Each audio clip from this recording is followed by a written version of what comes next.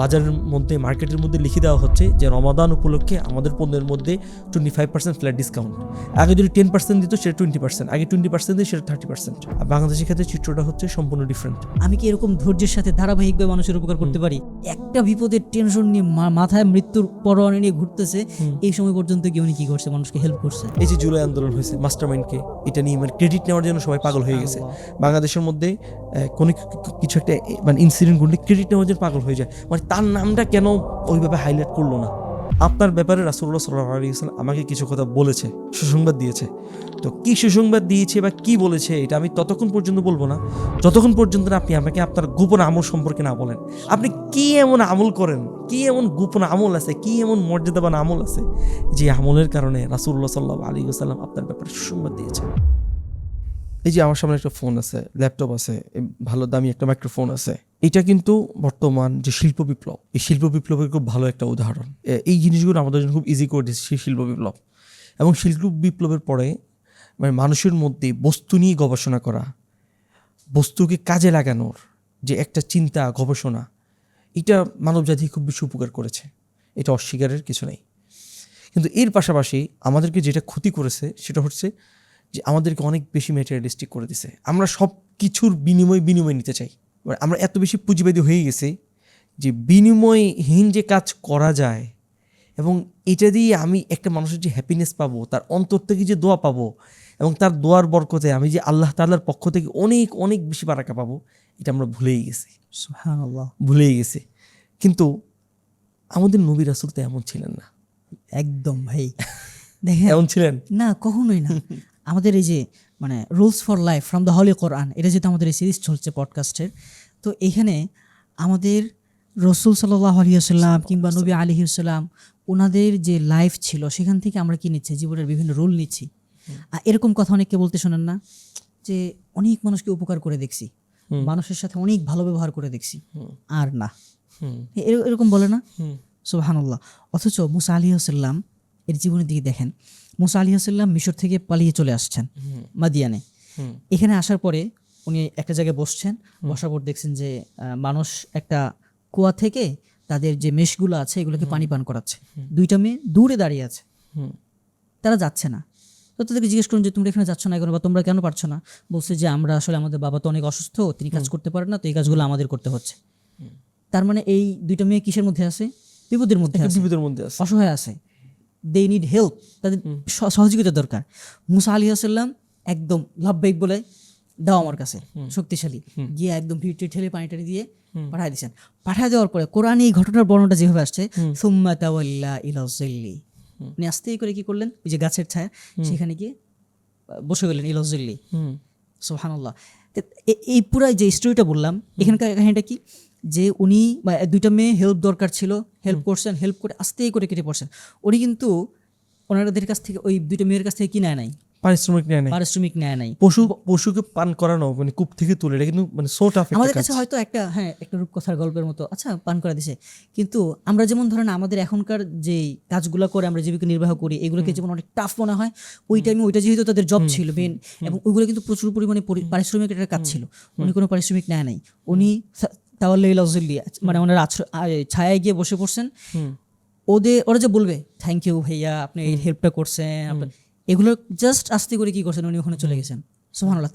তার মানে আমরা যদি দেখি, আমরা ম্যাটেরিয়ালিস্টিক ওয়ার্ল্ড ভিউ দিয়ে শুরু করলাম, তো মুসা আলাইহিস সালামের কাহিনী থেকে আমরা শিখতে পারি, ধরেন আমাদেরকে আসলে মানুষের কোরআন আমাদেরকে শিখাচ্ছে, মানে আপনি কন্ট্রাস্টটা দেখেন, এই ম্যাটেরিয়ালিস্টিক ওয়ার্ল্ড বলতেছে যে তুমি যে কোনো কাজ করো না কেন প্রত্যেকটার বিনিময় নাও, এইভাবে তুমি তোমার একটা বিশাল সাম্রাজ্য গড়ে তোলো।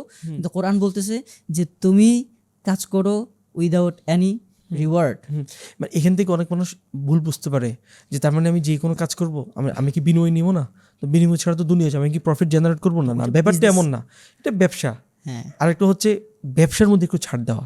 ফর এক্সাম্পল, এখন রমাদান আসছে, আরব বিশ্ব আর বাংলাদেশের চিত্র সম্পূর্ণ ভিন্ন। আরব বিশ্বে বাজারের মধ্যে মার্কেটের মধ্যে লিখে দেওয়া হচ্ছে যে রমাদান উপলক্ষে আমাদের পণ্যের মধ্যে 25% ফ্ল্যাট ডিসকাউন্ট। আগে যদি 10% দিত সেটা 20%, আগে 20% দিত সেটা 30%। আর বাংলাদেশের ক্ষেত্রে চিত্রটা হচ্ছে সম্পূর্ণ ডিফারেন্ট। এখানে কোনো প্রোডাক্টের দাম যদি হয় 25%, এটা আরও প্রাইস কমায় দিচ্ছে, 10% দিয়ে দিচ্ছে, এবং ফিক্সড প্রাইসে বিজনেস করতেছে, ইভেন পণ্য মজুত করতেছে। সুবহানাল্লাহ। এর পণ্য মজুত করতেছি আমরা আমরা কতটা একটা জাতি মানে যেখানে আমরা বিনিময়হীন কাজ করে মানুষের থেকে দোয়া নিব, আল্লাহর পক্ষ থেকে রিওয়ার্ড নিব। কোরআনের শিক্ষা হচ্ছে এমন, যেটা আপনি বললেন, কিন্তু বাংলাদেশে হচ্ছে উল্টো। মানে জিনিসটা আমাদেরকে কোরআনের যে মানে লাইফ রুলস, এটা যদি আমরা সেট না করি আমরা আসলে ধ্বংসের মুখোমুখি হয়ে যাবো। আরেকটা উদাহরণ দেখেন ভাই, আপনি তো একটা ওই যে বাজারের কথা বললেন, এরপরে ধরেন আমরা যখনই বিপদে পড়ি, যেই লোকটা দেখবেন যে হসপিটালে গিয়ে সে আসলে কোনো কিছুই বুঝতেছে না কি করবে না করবে, তো আমরা যদি মুসা আলাইহিস সালামের কাহিনী দেখি তখন উচিত ছিল কি যে যারা জানে বুঝে তারা কি করবে, তাকে হেল্প করবে। কিন্তু ওই জায়গাগুলোতে দেখা যায় কি এই অসহায় মানুষদেরকে যারা জানে না, ওরা যেহেতু বিপদে পড়ছে, সো ও বিপদ থেকে উদ্ধার হইতেই হবে, ওইটা সে ইমার্জেন্সি জরুরি, তো ওই টাইমে আমি কি করে দিচ্ছি, দামটা বাড়ায় দিচ্ছি, কমিশন নিচ্ছি। আপনি রাতের বেলা যান, রাতের বেলা ধরেন কোথাও যাচ্ছেন, গাড়ির কিচ্ছু নাই, একটা মাত্র প্রাইভেট কার বা একটা সিএনজি কিছু একটা আছে, আপনি যাবেন ওখানে, দিনের বেলা হয়তো কত ভাড়া, 50 টাকা, 80 টাকা, বড় কোনো জায়গায় 100, 200, 300 এরকম পর্যন্ত করে দেয়। সো বিপদে পড়লে মানে একদম বেশি বেশি করে বাড়ায়, আরো বরং মানে বিপদটাকে আরো কি করে। সো এই যে দেখেন ভাই, আমরা যে এই যে কাহিনীগুলো বললাম, এখানে দেখা যাচ্ছে যে মানুষজন আসলে কোনো একটা কাজ করে, মানে এটা তার বিজনেস পর্যন্ত রাখ, কিন্তু সে কি করতেছে, বেশি করে নিচ্ছে মানুষের কাছ থেকে, বেশি বেশি বিনিময় নিয়ে সে মনে করতেছে অনেক কিছু হয়ে যাবে। অথচ আমরা যদি বিনিময় ছাড়া সেবা করার মানসিকতা রাখি তাহলে কি উপকার হবে দেখেন। মুসা আলাইহিস সালাম, আমরা জাস্ট বললাম যে উনি কি করলেন, আড়ালে চলে গেলেন, কিচ্ছু চাইলেন না, কিন্তু একটু পরেই কিন্তু কি করছে, ওনাদের যে বাবা সুবহানাল্লাহ ইয়াকুব আলাইহিস সালাম, উনি কিন্তু ওনার মেয়েকে পাঠাইছেন। মেয়ে এসে কি বলছে, ইন্না আবি ইয়াদউকা লিয়াজজিয়া আজরা মা সাকাইতা লানা। সুবহানাল্লাহ, যে এই যে আপনি যে আমাদেরকে কি করছেন, হেল্প করছেন, এই জন্য আমাদের বাবা ডাকতেছে আপনাকে, এই যে আমাদের যে কাজ করে দিচ্ছেন এটার জন্য কি করবেন, রিওয়ার্ড দিবেন, প্রতিদিন দিতে চান। এই রিওয়ার্ডটা কে দিচ্ছেন? মানুষ দিচ্ছে, আল্লাহ সুবহানাহু ওয়া তাআলা দিচ্ছে। এবং দেখেন আল্লাহ সুবহানাহু ওয়া তাআলা কিন্তু ওনাকে রিওয়ার্ড দেওয়ার জন্য ওই ইয়াকুব আলাইহিস সালামের মনের মধ্যে দিয়ে দিয়েছেন। এবং কি কি রিওয়ার্ড দিয়েছেন ভাই? উনি তো খুব অসহায় অবস্থাতে পালিয়ে এসছে মিশর থেকে মাদায়েনে। তো তখন আল্লাহ তাআলা ওনার এই সংকট অবস্থা দূর করে দিছে, ওনার একটা থাকার জায়গা হয়েছে, ওনার বাসস্থান হয়েছে, ওনার কাজের সুযোগ আসছে, এবার উনি একটা পরিবার পাইছে। দিন শেষে ইয়াকুব আলাইহিস সালামের ছায়া পাইছে, মানে পিতৃত্বের ছায়া বা একটা স্নেহর পরশ, মানে একটা মানুষ, একটা ইউথ। এখন তিনি সর্বোপরি যেটা উনি পেয়েছেন সেটা হচ্ছে এই ধরনের কাজের পর আল্লাহ তাআলা ওনাকে নবুয়ত দিয়ে ভূষিত করছে। মানে এই কাজের কতটা রিওয়ার্ড! তাহলে বিনিময়হীন কাজের আল্লাহ তাআলা তাকে নবুয়ত পর্যন্ত দিয়েছে। আসলে আমরা যদি একটা বিষয় খেয়াল করি, এই যে বিনিময়হীন কাজ করা, স্বেচ্ছাসেবা বলতে পারি। আমরা যদি বাংলাদেশের যারা, বাংলাদেশ না পৃথিবীর যেখানেই যারা লিডারশিপ চর্চা করে, বড় বড় পলিটিক্যাল লিডার অথবা মুসলিমদের মধ্যে যারা আমির, তাদের একটা কমন বৈশিষ্ট্য হচ্ছে তারা মানুষের সেবা করে এবং এর জন্য তারা কোনো বিনিময় করে না। এবং এটা হোসনে আখলাকের উত্তম মানে চরিত্রের অনেক বড় একটা ব্যাপার, বিনিময়হীন কাজ করা, মানুষের সেবা করা, সেবার মধ্যে কোনো ধরনের স্বার্থ না রাখা। আর যারা এই ধরনের গুণান্বিত, আল্লাহ তাআলা তাদেরকে লিডারশিপ পজিশনে নিয়ে যান। রাসূলুল্লাহ সাল্লাল্লাহু আলাইহি ওয়াসাল্লামের পুরো জীবনের প্যাটার্নটা যদি আমরা লক্ষ্য করি, তাহলে আমরা দেখি যে ছোটকাল থেকেই কাবার ঘর নির্মাণ করছেন ছোটকাল থেকেই। এরপর হিলফুল ফুজুর সংগঠন করছেন। এরপর উনি আলামিন ছিলেন, উনি বিনিময় ছাড়াই মানুষের জিনিসপত্র আমানত রাখতেন, সেটা ফেরত দিতেন। ইভেন যেই কুরাইশরা ওনাকে মারার জন্য উদ্যত হয়েছে, উনি হযরত আলী রাদিয়াল্লাহু তাআলা আনহুকে বিছানা রেখে চলে গেছেন। মানে ওরা লিটারেলি কুরাইশরা ওনাকে মেরে ফেলবে, কিন্তু মেরে ফেলুক বা ওনার জীবন নষ্ট করে ফেলুক, উনি তাতে কোনো চিন্তা নেই, মানুষের আমানত যেন নষ্ট না হয়। এরপর কুরাইশের বিবাদগুলো মীমাংসা করে দেওয়া, এরকম বিভিন্ন কাজ। তো এটা ওইটাই যে এই ধরনের যারা কাজ করে আল্লাহ তাআলা তাদেরকে লিডারশিপ স্কিলে নিয়ে যান, তাদের দ্বারা বড় কোনো কাজ করেন, মানে আল্লাহ তাআলা তাকে বড় কোনো কাজের জন্য প্রস্তুত করছেন। এটার অন্যতম একটা সাইন হচ্ছে যে এই ধরনের বিনিময়হীন কাজ করা বা আল্লাহ তাআলার জন্য কাজ করা। কেউ যদি এই ধরনের কষ্টের মধ্যে দিয়ে যায়, কষ্ট বলতে হচ্ছে যে বিনিময় ছাড়া মানুষের হেল্প করতেছে, সবাই তার দ্বারা উপকৃত হইতেছে, এর মানে হচ্ছে Allah is making him ready for a great purpose. Right. এখন এখানে একটা প্রশ্ন আসে, অনেকে হয়তো বলতে পারে, আচ্ছা তাহলে আমি যেহেতু বিনিময়হীন কাজটা করতেছি, তো আসলে এটা আমার রিওয়ার্ড কি? না, এরকম কিন্তু প্রশ্ন আসে বা মানুষের মনে এরকম কাজ করতে থাকে। ও আচ্ছা, আপনারা তো মুসা আলাইহিস সালাম কি করছে বা বিভিন্ন গল্প বলতেছেন, ওনারা তো অনেক বড় মানুষ এবং ওনারা মুসা আলাইহিস সালাম করছে, ওনাকে আল্লাহ তাআলা দিয়ে দিয়েছেন। কই, আমি তো দেখছি অনেক সময় অনেক মানুষকে কি করে, সেবা করে, মানুষ তো উল্টা আমার আর কি দিছে, বকা দিছে, আমি মূল্য করছি না, হ্যাঁ আমাকে বরং আরো ফাঁসায় দিছে। ভাই দেখেন, আমরা তো মুসা আলাইহিস সালামের একটা কাহিনী বললাম, কিন্তু কথা হচ্ছে মুসা আলাইহিস সালাম না, আমরা এই ধরনের কাহিনী পড়ে মনে করি যে একবার করলে হয়ে যাবে, অথচ মুসা আলাইহিস সালাম এই যে বিনিময় ছাড়া মানুষকে সেবা দেওয়া, মানুষকে হেল্প করা, এটা কিন্তু আজকে না, আমরা যদি একটু পিছনে যাই, অর্থাৎ উনি যে পালিয়ে আসছেন মিশর থেকে পালিয়ে আসার পিছনে কিন্তু এই বিনয়হীন একটা কাজের উদাহরণ। হ্যাঁ, ওনার কাছে এই দুইজন মানুষ, একটা হচ্ছে ওনার যে গোত্র ছিল সেই গোত্র, আর হচ্ছে ফেরাউনের গোত্র, কিপ্তি গোত্র, আর একটা হচ্ছে বনি ইসরাইল। বনি ইসরাইলের। তো দুইজন ঝগড়া করতেছে, ওনার গোত্রের লোক, সে হেল্প চাইছে যে আমাকে সাহায্য করে, আমাকে কি করতেছে এরকম, আমাকে তো বেড়ে ফেলতেছে বা কি করতেছে। হ্যাঁ, তখন উনি কি করছেন দেখেন, উনি বলার পরে কি করতেছে, সাথে সাথে যেতেছে হেল্প করার জন্য। পরে যদিও মানে হেল্প করতে কি করছে, ওই লোকটা ওনার যেহেতু বিশাল ইয়া ছিল, শক্তি ছিল, তো ওই লোকটা কি করছে, মারা গেছে। ওখান থেকে কিন্তু উনি কি করছেন, উনি পলায়ন করছে, পালায় আসছেন। তো আপনি জাস্ট এই দুইটা কন্ট্রাস্টকে একটু বুঝান যে উনি একটা মানুষকে হেল্প করতে গেছে, হেল্প করতে গিয়ে একটা জীবনের হুমকি, মানে জীবনটাকে, কারণ ওখান থেকে কি হয়েছে, ফেরাউনের এখান থেকে আদেশ চলে আসছে যে ইয়া করে ফেলো, মুসাকে হত্যা করে ফেলো। তো উনি একটা মানুষকে হেল্প করতে গিয়ে হত্যার উপযুক্ত হয়ে গেছে, এই ধরনের দুশ্চিন্তা নিয়ে উনি মাদিয়ানে আসছে, দেখছে আরেকটা মানুষ কিসের মধ্যে পড়ে আছে, বিপদের মধ্যে পড়ে আছে, আবার কি করে হেল্প করো। আমরা যে বলি যে কই আমি তো মানুষকে হেল্প করি, আমি তো মানুষের উপকার করি, আমার সাথে তো এরকম হয় না, তো আমি কি এরকম করতে পারি, আমি কি এরকম ধৈর্যের সাথে ধারাবাহিকভাবে মানুষের উপকার করতে পারি। একটা বিপদের টেনশন নিয়ে মাথায় মৃত্যুর পরোয়ানা নিয়ে ঘুরতেছে, এই সময় পর্যন্ত গিয়ে উনি কি করছে, মানুষকে হেল্প করছে। ভাই মানুষ মনে হয় ইমাজিনেশন, মানে যারা পডকাস্টটা শুনতেছে তারা মেবি ইমাজিনেশন করতে পারতেছে না ব্যাপারটা। মানে ব্যাপারটা হচ্ছে একটা এইরকম, আমি আমার স্বজাতি একজন মানুষের উপর অন্য কেউ জুলুম করতেছে, আমি তাকে সেভ করলাম, সেভ করতে গিয়ে আমি যখন তাকে বাঁচাতে গেলাম বা আমি তাকে ঘুষি দিয়ে তাকে থামাতে গেলাম, আমার ঘুষির আমি অত জোরে দিতে চাই নাই, কিন্তু ঘুষির জোরে সে কী করছে, মারা গেছে। এই কারণে ওই অঞ্চলের সরকার আমার বিচার হুলিয়ে জালি করছে, তাকে ধরো হত্যা করো, পাকড়াও করো। আমি ওখান থেকে পালিয়ে, মানে একটা মানুষ সেবা করতে গিয়ে আমি নিজের জানকে রিস্কে ফেলে দিলাম। ওখান থেকে পালিয়ে আমি মাদাইন চলে গেলাম, আরেকটা রাষ্ট্রে চলে গেলাম। ওখানে যাওয়ার পর দেখলাম যে অসহায় দুজন মহিলা খাওয়াতে পারতেছে না। আমি কি করলাম, তাদের উপকার করে দিলাম।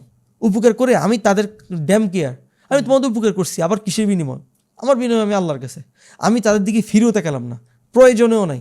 বাস আমি আমার নিজের কাছে চলে এসে কোনো একটা গাছের ছায়া বসলাম আর আল্লাহর কাছে দোয়া করতেছি, মানে ব্যাপারটা এইরকম। মানে যাই দাও, আমি তো আমার কাজটা করছি, এবার তুমি আমার যাই দাও, আমি সেটার প্রতি মুখাপেক্ষি। আর আমরা হইলে দূর যা, এই মানুষের মানে সহযোগিতা করতে গিয়ে, মানুষের হেল্প করতে গিয়ে যে বিপদে পড়ছি, আমি এবার এখানে কাজ করবো। এই যে জুলাই আন্দোলন হয়েছে, মাস্টারমাইন্ডকে এটা নিয়ে মানে ক্রেডিট নেওয়ার জন্য সবাই পাগল হয়ে গেছে। বাংলাদেশের মধ্যে কোনো কিছু একটা মানে ইনসিডেন্ট ঘটলে ক্রেডিট নেওয়ার জন্য পাগল হয়ে যায়, মানে তার নামটা কেন ওইভাবে হাইলাইট করলো না, আমি এত কাজ করছি, আমার নামটা কেন অনুষ্ঠানে হাইলাইট করলো না, আমি একটা কোনো একটা কাজে যুক্ত ছিলাম, আমার নামটা কেন আসলো না, আমার মাহফিলে আমার দাওয়াত আসছে, আমার নামটা কেন সুন্দরভাবে বড় অক্ষরে আসলো না, কি একটা বাজে অবস্থা। অথচ কোরআন শিখারে কি, ইন্না লা নুরিদু মিনকুম জাযাআ ওয়ালা শুকর, আমরা তোমার কাছ থেকে প্রতিদান চাই না, এবং আমরা এটাও চাই না যে তুমি বলো থ্যাংক ইউ, আপনার এই কাজের দ্বারা আমার অনেক উপকার হয়েছে, আমরা কিচ্ছু চাই না। এটা হচ্ছে কোরআনের রুল। কেন কোরআনের রুলটা এরকম, আপনি চিন্তা করেন তো ভাই। ধর মানুষের কাছে আমি কি চাইলাম, বিনিময় চাইলাম, ভাই মানুষ আমাকে যে জিনিসটা দিবে, ওই জিনিসটার মানুষের আসলে ক্যাপাসিটি কতটুকু, সেও তো আমারই মতো একজন মানুষ, সেও তো আল্লাহর একজন মানে আল্লাহ তাআলার একটা বান্দা, ঠিক আছে। তাকে আল্লাহ তাআলা কি করছে, তৈরি করছে, তার তো লিমিটেশন, অনেক লিমিটেশন আছে ভাই। তো আমি যদি ওই মানুষের কাছে, যেমন মুসা আলাইহিস সালামের কথা চিন্তা করেন, তিনি যদি কি করতো, বলতো যে এই যে আমি তোমার কি করছে, পানি পান করে দিছি, আমাকে বিনিময় দাও, কথার কথা, তখন তো ক্যাপিটাল যেহেতু এই যে মেশ টেস এগুলো কিছু একটা দিয়ে দিত, উনি ওই পর্যন্ত মানে একটা মেশ নিয়ে কতদিন চলতে পারতো, খাইতে টেতে পারতো, শেষ পরে। তো এই জন্য আমরা যদি ধরেন মানে এই যে মানুষের কাছে যে ক্রেডিট নিতে চাই, করতে চাই, মানুষের কাছে যখন বিনিময় চাইবো, ওইটা ভেরি ভেরি লিমিটেড।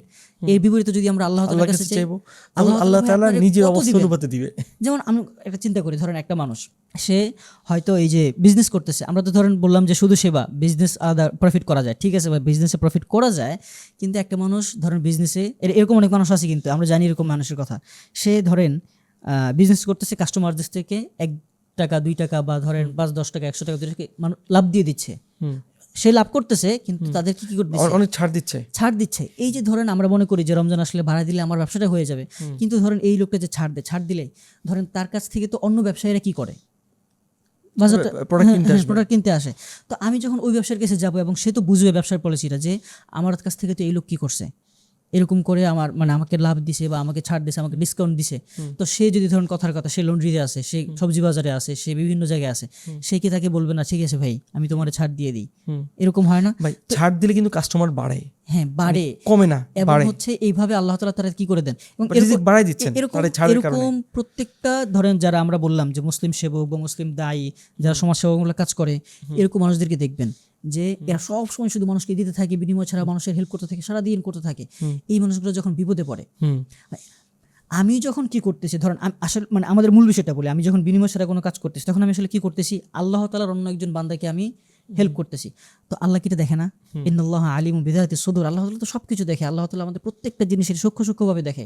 তো আল্লাহ তাআলা দেখতেছে আমি তারই একজন বান্দার উপকার করতেছি, তাহলে আল্লাহ তাআলা কি ওই মানুষগুলোর ভিতরে আমার মানে আমার ভালোবাসা দিয়ে দিবে? অবশ্যই। So আমি যখন বিপদে পড়বো দেখবেন এরকম মানুষকে যারা হেল্প করে, অনেক মানুষ কেমনে কেমনে জানো ওই বেটার কিছুই নাই, কিন্তু দেখা যেতেছে যে এর বিপদ হইতেছে, এই হইতেছে, সেই হইতেছে, কেমনে কেমনে আল্লাহ তাআলা সবকিছু কি করে দিচ্ছে, ম্যানেজ করে দিচ্ছে। রাইট।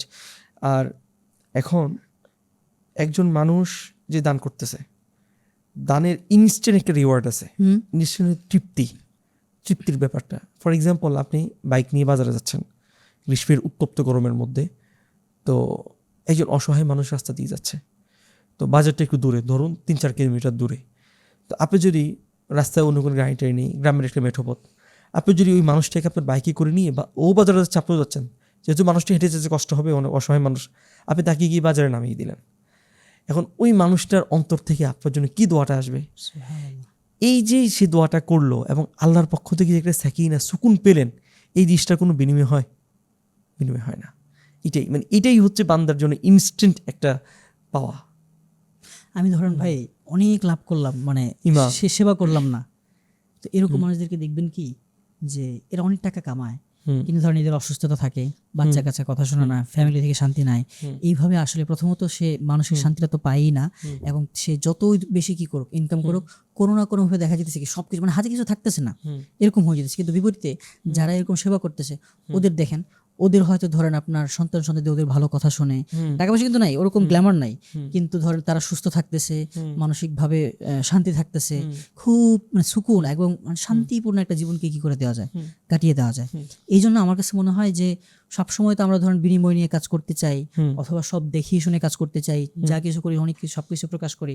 আমার মনে হয় যে আমাদের আসলে নিজেদের কিছু কিছু আমল এমন রাখা দরকার, যখন ধরেন আল্লাহ সুবহানাহু ওয়া তাআলা যখন সবাইকে কি করবেন, কিতাব দান করবেন, উজুহু ইয়াউমাইযিন নাযিরা ওয়া উজুহু ইয়াউমাইযিন খাশিয়া, যেদিন সবার কারো চোখ মানে চেহারাটা অন্ধকার হয়ে যাবে, কারো প্রফুল্ল হবে, সেই দিন যেন আল্লাহ তাআলা কি করতে পারে, আমাকে আমার ওই মানুষ জানে না ওরকম কাজের জন্য কি করতে পারে, আমাকে দান করে গোপনীয় আমল রিওয়ার্ড মানে দিতে পারে। আগে যেটা বলতে চাচ্ছেন যে একজন মানুষের আসলে বিনিময়হীন তো আমি কাজ করব, মানে বিনিময়হীন কাজের উপরেও আরেকটা লেভেল আছে, সেটা হচ্ছে গোপন আমল।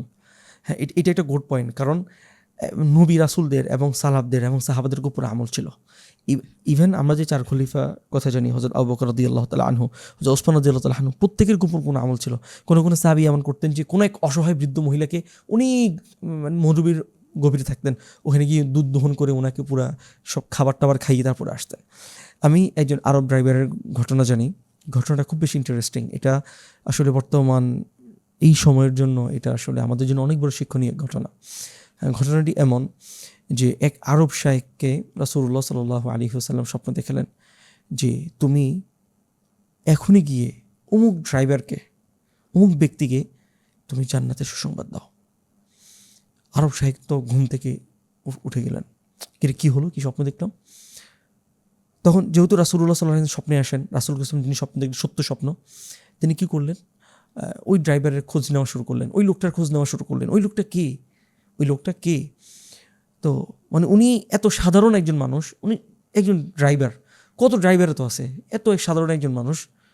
তো অনেক খোঁজাখুঁজির পরে, যেহেতু সাধারণ মানুষ তেমন চিনে না, ওই লোকটার খোঁজ পেলেন। উনি গিয়ে দেখতেন যে উনি একজন সাধারণ ড্রাইভার। তখন তিনি গিয়ে ওই ড্রাইভারের দরজায় নক করলেন, নক করে বললেন যে আপনার সাথে আমার কিছু কথা ছিল। জি বলুন।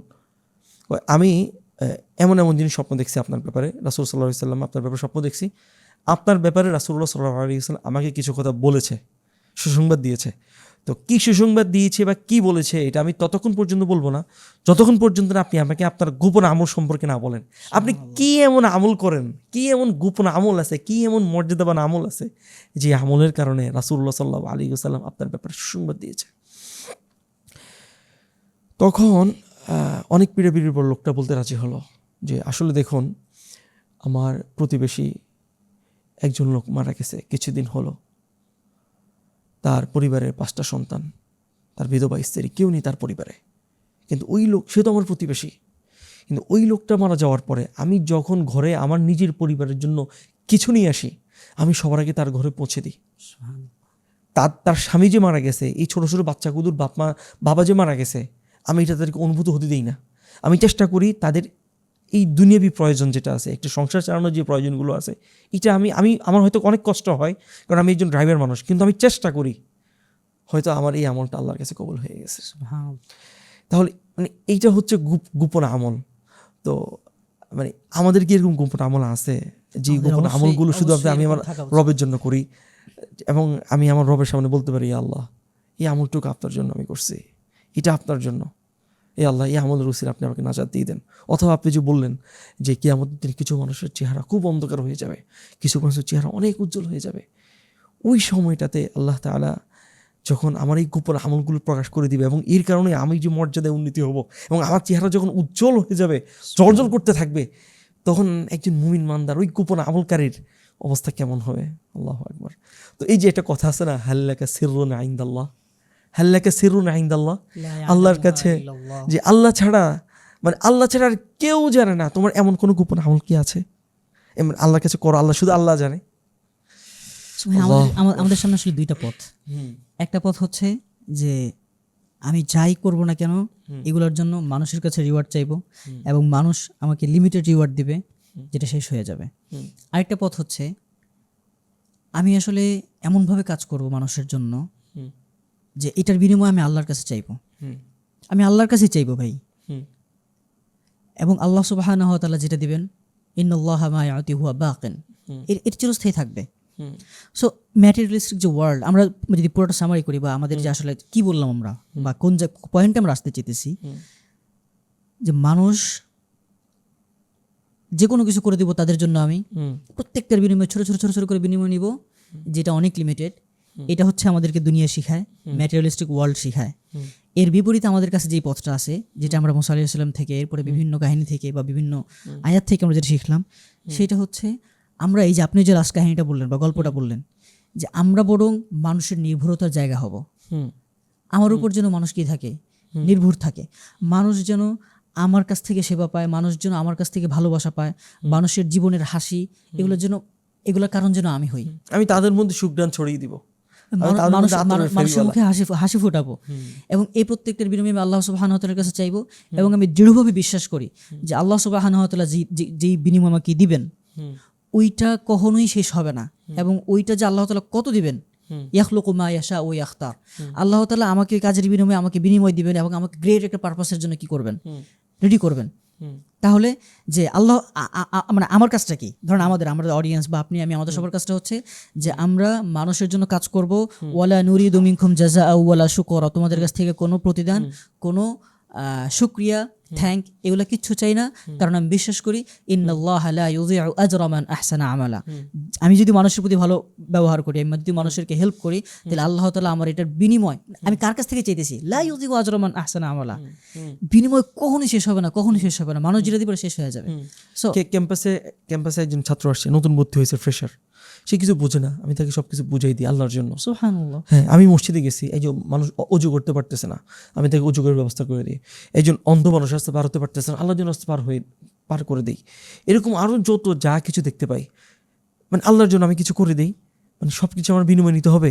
একজন অসহায় মানুষ আমার কাছে কিছু কিনতে আসছে, হ্যাঁ প্রোডাক্ট প্রাইসটা এইরকম, আমি একটু কমাই দিই তার জন্য, তার কষ্টটা লাঘব করে দিই। এটাই অর্থাৎ নবী রাসূলগণ যেভাবে মানুষের সেবায় নিজেদেরকে নিয়োজিত করতেন, আমরা যদি এই কোরআনের এই রুলসটা মানতে পারি যে মানুষের জন্য বিনিময়হীন কাজ করা, এবং এটার আজর প্রতিদিন একমাত্র আল্লাহর কাছ থেকে যাওয়া, তাহলে এটাই আজকে আমাদের এপিসোডের মূল কথা। এবং এটা যদি আমরা করতে পারি, আমরা মনে করি আজকের এপিসোডটা আমাদের জন্য সার্থক। আমরা সেই আয়াতটা আবার তেলাওয়াত করতে মন চাচ্ছে, যেটা বলছেন যে লা নুরিদু মিনকুম জাযাআন ওয়ালা শুকরা, না তোমাদের কাছ থেকে আমি কোনো প্রতিদানও চাই না, তোমাদের কোনো কৃতজ্ঞতার প্রয়োজন নেই। ইন্নী আখাফুল্লাহ, আমি আল্লাহকে ভয় করি। আলাইসাল্লাহু বিকাফিন আবেদা, আল্লাহ কি তার বান্দার জন্য যথেষ্ট নয়? আসলে এই যে ভালোবাসার হৃদ্ধতা ভরা একটা জীবন আসলে আল্লাহ চায়। যে আমরা দুনিয়াতে জন্য জান্নাতের মতো এরকম সুখে থাকতে পারি, আখিরাতে তো পারবোই, কিন্তু আমাদেরকে ম্যাটেরিয়ালিস্টিক ওয়ার্ল্ড শেখায় যে আমরা মানে একটা সংঘাত, স্বার্থপরতা এইসবের জীবন যাওয়ার জন্য। সো আমি দোয়া করি যেন আল্লাহ সুবহানাহু ওয়া তাআলা আমাদেরকে এরকম জীবনযাপন করার তৌফিক দান করেন, এবং আমাদের অডিয়েন্সকে সবাইকে যেন আল্লাহ সুবহানাহু ওয়া তাআলার সামনে সেদিন গিয়ে উজুহু ইয়াউমাইযিন নাযিরা, উজ্জ্বল এবং হাস্যোজ্জ্বল চেহারা নিয়ে দাঁড়াতে পারি। আল্লাহ তাআলা আমাদের সবার আমিন আমিন। আসসালামু আলাইকুম ওয়া রাহমাতুল্লাহি ওয়া বারাকাতুহু। আসসালামু আলাইকুম রহমতুল্লাহি বারাকাতুহু। প্রিয় মুসলিম দিনী ভাই এবং বোন, বর্তমানে আমরা চরম ফিতনাময় পরিস্থিতিতে বসবাস করছি। আমাদের চারপাশে ফিতনার হাতছানি, এবং চারপাশে এমনভাবে ফিতনা আষ্টেপৃষ্ঠে জড়িয়ে আছে যেন মাকড়সা জালের মতন। এমনই এক পরিস্থিতিতে আমরা যাত্রা শুরু করেছিলাম ইসলাম জোনের। আলহামদুলিল্লাহ, বিগত কয়েক বছরে আপনাদের ভালোবাসা সহযোগিতার মাধ্যমেই আমরা এই পর্যন্ত আসতে পেরেছি। ফালিল্লাহিল হামদ। প্রিয় দর্শক শ্রোতা, দিনী ভাই এবং বোন, আমরা যদি আমাদের এই স্বপ্নময় পথযাত্রা অব্যাহত রাখতে চাই এবং আমরা যদি আমাদের গন্তব্যে পৌঁছতে চাই, ইসলাম জোন যে লক্ষ্য এবং উদ্দেশ্য নিয়ে যাত্রা শুরু হয়েছিল, আমাদের তারুণ্যের কাছে, বাংলা ভাষাভাষী মানুষের কাছে ইসলামের বার্তাকে পৌঁছে দেওয়ার লক্ষ্যে, ইসলামের সৌন্দর্যকে পৌঁছে দেওয়ার লক্ষ্যে আপনাদের একান্ত সহযোগিতা এখন প্রয়োজন। আলহামদুলিল্লাহ, সুযোগ এসেছে আমাদের এই দাওয়াতি কাজে সহযোগী হবার। আপনিও চাইলে আমাদের সহযোগী হতে পারেন। আপনি নানাভাবে আমাদেরকে সহযোগিতা করতে পারেন।